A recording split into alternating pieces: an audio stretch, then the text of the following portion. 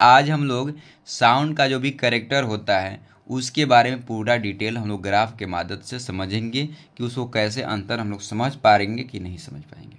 तो आप मेरे चैनल पर मेरे चैनल को सब्सक्राइब के लिए दोस्तों में भी शेयर कर दीजिए। लाउडनेस होता है, लाउडनेस डायरेक्टली प्रोपोर्शनल होता है स्क्वायर ऑफ द एम्पलीट्यूड। अब एम्पलीट्यूड जितने ज़्यादा रहेगा उसका लाउडनेस ज़्यादा रहेगा। एम्पलीट्यूड यहाँ पर देखिए, आपको यहाँ पर एम्पलीट्यूड आपको बहुत कम दिखाई दे रहा होगा। देखिए यहाँ पर इसका बहुत वाइब्रेशन बहुत कम ही हुआ है, इसका एम्पलीट्यूड कम हो गया, इसका यह सॉफ्ट हो गया साउंड। वह देखिए यहाँ देखिए इसका वाइब्रेशन बहुत ज़्यादा हुआ और ज़्यादा हो गया, समझ गए। तो इसलिए आसानी से हम लोग मालूम चल जा रहा है कि जितना एम्पलीट्यूड रहेगा उतने आपका लाउडनेस रहेगा। दूसरा बात अगर पिच पे, अब पिच का होता है डायरेक्टली प्रोपोर्शनल होता है आपका फ्रीक्वेंसी। जितने फ्रीक्वेंसी अधिक रहेगा उतने उसका मतलब कि पिच ज़्यादा रहेगा। अब आते हैं, देखिए यहाँ पर क्या हुआ कि पिच फ्रीक्वेंसी होता है इन्वर्सली प्रोपोर्शनल टाइम पीरियड। जितने टाइम पीरियड ज़्यादा रहेगा, जितने कोई अगर व्यक्ति चल रहा है उसका टाइम ज़्यादा लग रहा है, उसका फ्रीक्वेंसी उतने कम हो जाएगा। तो ध्यान देंगे, अगर यहाँ से पार्टिकल यहाँ से एक हम टाइम पीरियड का होता है कि एक का एवोल्यूशन जो होता है पार्टिकल्स का, उसको हम टाइम पीरियड बोलते हैं। तो दो लोब, एक लोब और दो लोब जब लेते हैं तो इसको वन एवोल्यूशन बोलते हैं। वन एवोल्यूशन में जो टाइम लगता है यह होता है। तो यहाँ से जो टाइम लगता है यहाँ से यहाँ जाने में, इसको वेवलेंथ भी बोलते हैं। तो यहाँ से यहाँ जो टाइम लगता है उसी को बोलते हैं टाइम पीरियड। तो ध्यान दें कि इसका टाइम पीरियड इमेजिंग कीजिए दो लोब को। देखिए इसका टाइम पीरियड बहुत कम हो गया और टाइम पीरियड के उल्टा ज़्यादा फ्रीक्वेंसी का होगा, फ्रीक्वेंसी होगा, इसका फ्रीक्वेंसी कम हो जाएगा। अब ध्यान दें जरूर है कि जिसका फ्रीक्वेंसी ज़्यादा हो गया तो इसका क्या होता है, पिच बहुत ज़्यादा हो जाएगा, इसका पिच कम हो जाएगा। अब यह पिच जो औरत मिलता है, लेडीज में मिलता है या आपका जेंट्स मिलता है, बच्चों में मिलता है, यह सॉफ्ट मतलब कि बहुत मधुर आवाज़ यहाँ से निकलेगा, यहाँ से पूरा भोदा आवाज़ निकलेगा। तो समझ गए। अब आते हैं क्वालिटी की ओर। क्वालिटी क्या कहता है, यह आपका वेव फॉर्मेशन कैसा वेव बनता है, मतलब डायग्राम अगर हम देख के हम बनाते हैं कि वेव कैसा फॉर्मेशन करता है, वेव कैसा बनता है, ज़्यादा जिगजोग बनेगा, एकदम नॉर्मल वेव बनाएगा, एकदम पूरा क्रिटिकल बनाएगा, उस पे आधार पर हम लोग डिफाइन करते हैं क्वालिटी। अब अच्छा से देखिए, यह जो आपका क्लियर फॉर्म में वेव बन रहा है ना, एकदम क्लियर फॉर्म में यहाँ से आपको वेव बन रहा है, क्लियर बन रहा है। तो यहाँ से आसानी से बता देंगे क्लियर यह वेव और इसके यह देखिए मिक्स बन रहा है। तो इसमें यह दोनों ग्राफ देख बता देंगे यह मिक्स है, क्योंकि बहुत ज़्यादा रबिंग जिगजॉग कर रहे हैं तो यहाँ पर बहुत तेज़ी से चेंज हो जा रहा है। यहाँ पर आपको नॉर्मल आराम से बन रहा है, तो क्लियर यहाँ वेव फॉर्मेशन होता है ना, क्लियर वेव फॉर्मेशन यहाँ पर होता है, मिक्स वेव फॉर्मेशन। तो आसानी से हम लोग वेव फॉर्मेशन के आधार पर क्वालिटी के समझते हैं, जो पिच डायरेक्टली प्रोपोर्शनल होता है फ्रीक्वेंसी के समझ जाते हैं, और लाउडनेस को हम लोग एम्पलीट्यूड के स्क्वायर के बराबर डायरेक्टली होता है। तो इस पर हम लोग क्या करते हैं, साउंड के कैरेक्टर के बारे में समझ जाते हैं। तो आप लोग कैसे मेरे दोस्तों, आप लोग कैसे समझिए, मेरा राय अपना राय भेजिए। और आगे एक थोड़ा सा एक ठोस ग्राफ का आपको दिखा दे रहे हैं। देखिए अब यह ग्राफ को देखिएगा तो आसानी से आप विजुलाइज कर लीजिए कि क्वालिटी कह रहा है। ध्यान देंगे कि हम लोग कैसे अंतर निकालते हैं। अब कह रहा है, ध्यान देंगे थोड़ा सा इसमें छोटा छोटा लिखा हुआ है, तो ध्यान देंगे इसको पढ़ेंगे अच्छे से। अब कह रहा है कि यह जो है आपका थोड़ा सा, अब ध्यान देंगे ई लाउडनेस होता है डायरेक्टली प्रोपोर्शनल एम्पलीट्यूड बता रहा है। तो ध्यान देंगे अब कह रहा है कि डायरेक्टली प्रोपोर्शनल टू एम्पलीट्यूड तो हो गया स्क्वायर के, परंतु यहाँ पर देख रहा है आपका, देखिए डायग्राम अच्छा से देखिए, यह दोनों डायग्राम देखिए। तो यहाँ पर क्या होता है कि इसका एम्पलीट्यूड बहुत कम है, तो जिसके कारण यहाँ पर भोदा आवाज़ होगा, यहाँ पर आपका एम्पलीट्यूड मतलब कि ज़्यादा है, यहाँ पर आपका अच्छा आवाज़ होगा। परंतु यहाँ पर अच्छा से देखिएगा, कह रहा है कि सेम फ्रीक्वेंसी, यहाँ पर फ्रीक्वेंसी क्या है, यहाँ पर सेम फ्रीक्वेंसी कर दिया और वेव लेंथ यहाँ पर सेम है। देखिए अच्छा से सेम फ्रीक्वेंसी यहाँ पर हो जाएगा।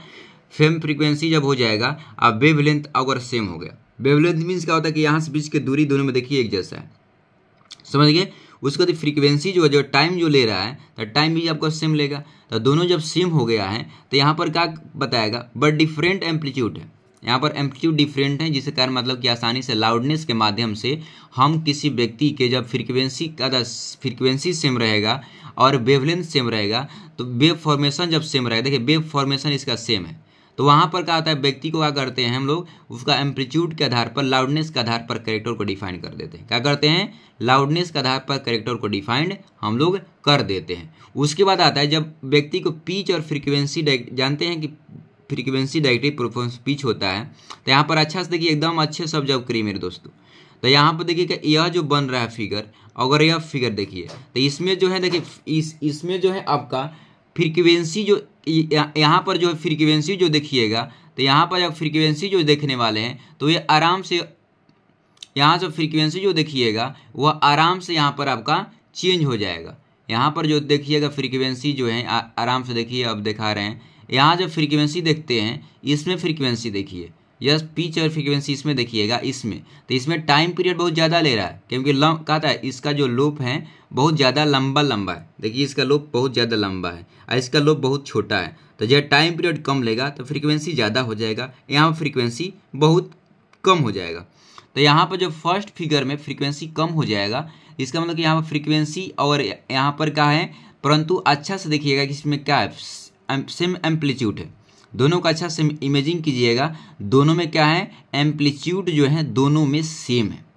एम्पलीट्यूड कर दिएगा। अब वेव का फॉर्मेशन देखिएगा, इसमें जिग जो यह सीधा साधा वेव है, ये भी सीधा साधा वेव है। वेव का फॉर्मेशन में कोई अंतर नहीं किया गया।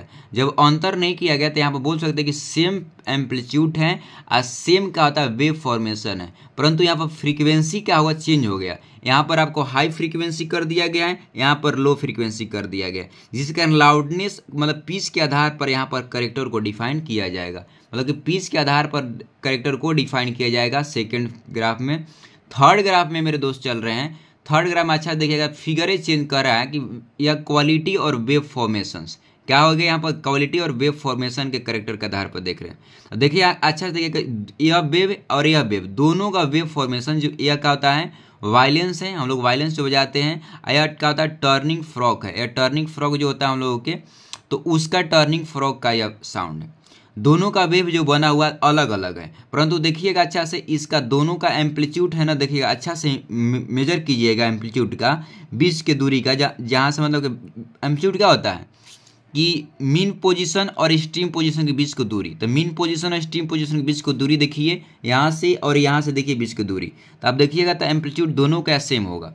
पहला बात, सेम फ्रीक्वेंसी भी होगा, क्योंकि दोनों को टाइम पीरियड देखिए, यहाँ पर वेव लेंथ दोनों का सेम है, तो दोनों को जब वेव लेंथ सेम हो जाएगा तो टाइम पीरियड सेम हो जाएगा, और टाइम पीरियड सेम हो जाएगा तो फ्रीक्वेंसी सेम हो जाएगा। तो मतलब कि यहाँ पर एम्पलीट्यूड जो सेम है और फ्रीक्वेंसी भी सेम है, परंतु क्या हो जाएगा, यहाँ पर क्या है कि यहाँ पर आपको हो गया वेव फॉर्मेशन सेम है। तो याद रखिए बात को मेरे दोस्तों, जब यहाँ पर आपको कह रहा है थर्ड फिगर का डायग्राम बताया जा रहा है कि सेम फ्रीक्वेंसी है, तो सेम फ्रीक्वेंसी में क्या हो जाएगा, लाउडनेस सेम हो जाएगा, और सेम क्या था, एम्पलीट्यूड हो जाएगा, सेम एम्पलीट्यूड डायरेक्टली प्रोपोर्शनल कितना, मतलब कि आपको लाउडनेस का हो जाएगा, सही बात है। और सेम फ्रीक्वेंसी हो जाएगा वो आपका पिच के डायरेक्टली हो जाएगा, मतलब कि यहाँ पर सब पिच भी सेम हो जाएगा, फ्रीक्वेंसी भी सेम हो जाएगा, लाउडनेस सेम हो जाएगा, एम्पलीट्यूड सेम हो जाएगा। तो क्या डिटरमाइन करेंगे, किसके आधार पर, तो यहाँ पर कैरेक्टर के आधार पर हम लोग यहाँ पर डिफाइंड करेंगे, क्वालिटी के आधार पर डिफाइन करते हैं कि उसका वेव फॉर्मेशन के आधार को देखकर वहाँ पर क्वालिटी को बताते हैं कि फिगर कैसा है। तो आई होप समझ गए होंगे। आज आप लोग आसानी से बता सकते हैं कि पिच क्वालिटी के हम लोग कैसे डिफाइन किया जाता है, पिच और क्वालिटी और लाउडनेस को हम किस तरह से डिफाइन कर सकते। कैरेक्टर कोई भी पर्सन अगर होता है, चाहे उसका लाउडनेस सेम हो, चाहे पिच सेम हो, फ्रीक्वेंसी सेम हो, एम्पलीट्यूड सेम हो, है ना, वेव फॉर्मेशन सेम हो, क्वालिटी सेम हो, तो कहीं ना कहीं एक डिफरेंट मिलेगा, तो आसानी से हम उसको डिफरेंस बता देते हैं। तो आप लोगों को वीडियो कैसा लगा, मेरे चैनल पर न्यू है तो मेरे चैनल को सब्सक्राइब कर लीजिए, अपना रिस्पांस देते रहिए। आपको रिस्पांस देने से मेरे सपोर्ट मिलता है। जय हिंद, जय भारत।